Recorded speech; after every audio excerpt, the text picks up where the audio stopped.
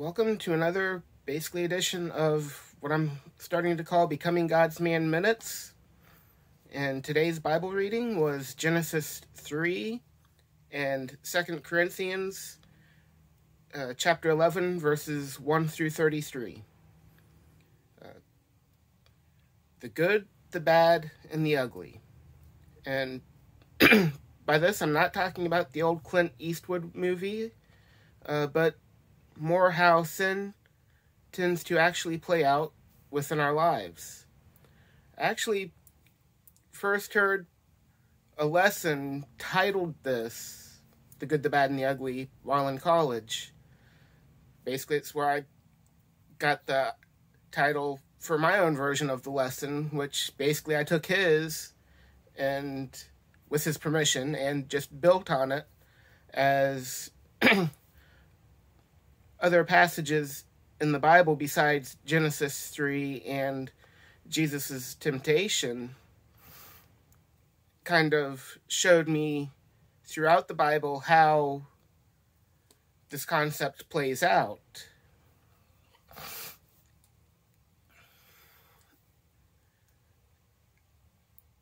The basic premise of the lesson was that Satan uses things that appear good to actually get us to fall into sin,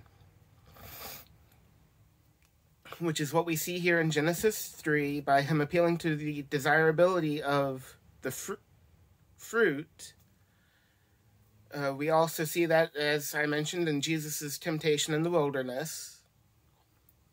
And the writers of various epistles remind us that it's desires that actually tend to lead us into sin.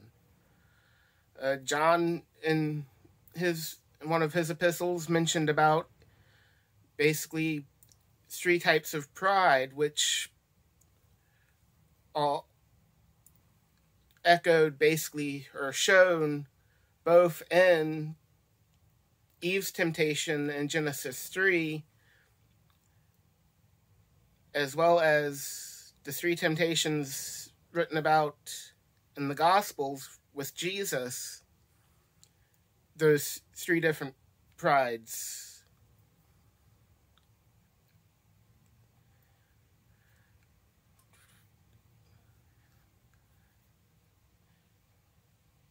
But also recently, and basically it's again, that which is good, especially if not from God, can be twisted to become sinful.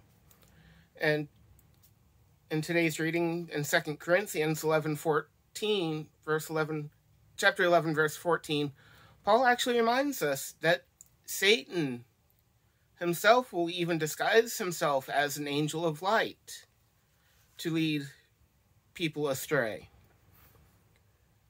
And we aren't told when tempted that we're being tempted, and we aren't tempted by things that are obviously bad. We're tempted by those things that appeal to our desires. They appear good, but Satan will twist them in a way to cause them to become sinful. And that is why we need to constantly be in the Word, constantly be in fellowship with other believers, constantly be in prayer. It's so that in those times when we are tempted, we can easily turn away from sin. So, as I wrap up today, instead of leaving you with some thoughts, I just pray that we all are able to look to Christ and be given the discernment that we need to realize those times when we are being tempted, and that we are given the strength to resist and stand firm in our faith. Thank you, and have a blessed day.